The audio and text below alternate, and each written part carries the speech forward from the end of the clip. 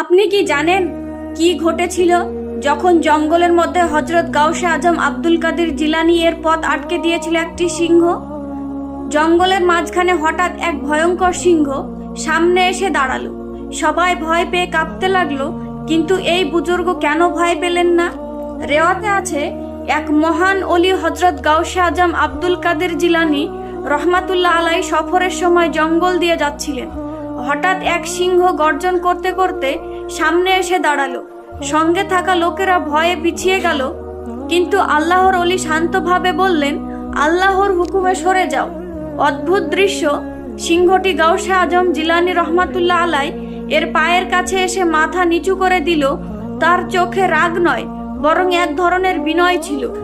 অলি আল্লাহ তার মাথার দিকে তাকিয়ে বললেন, তোমাকেও তোমার রব সৃষ্টি করেছেন, আর আমাকেও তিনিই হেফাজতে রেখেছেন।